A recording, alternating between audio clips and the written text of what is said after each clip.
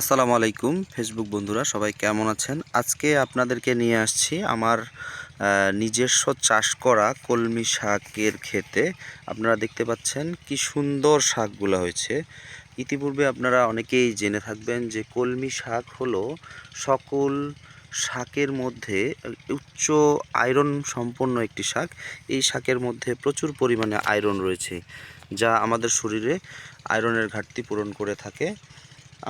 আমি কিন্তু বরাবরই হাট বাজার থেকে সবজি কেনার পরিবর্তে নিজে চাষ করে খাওয়াটাকে বেশি পছন্দ করি।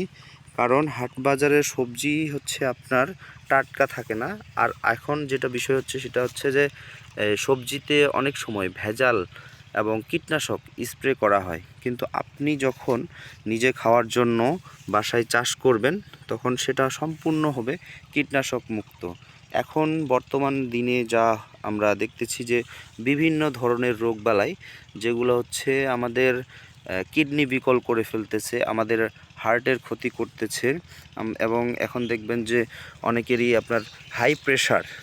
এই রোগগুলোর মূল কারণ কিন্তু ডাক্তাররা আমাদেরকে বলে থাকে যে আপনার এই খাদ্যে ভেজাল। সুতরাং এখনকার যুগে আমরা যাই খাচ্ছি না কেন, সব খাবারে কিন্তু ভেজাল আছে। সুতরাং আপনারা কিন্তু খাওয়ার জন্য বাসায় চাষ করতে পারেন। আসলে চাষ করতে খুব বেশি পরিশ্রম হয় না, একটু সকালবেলা পরিশ্রম করলেই আপনারা কিন্তু নিজের খাবারটা নিজেই বিশুদ্ধভাবে চাষ করতে পারেন। তো ধন্যবাদ সবাইকে। আসসালামু আলাইকুম।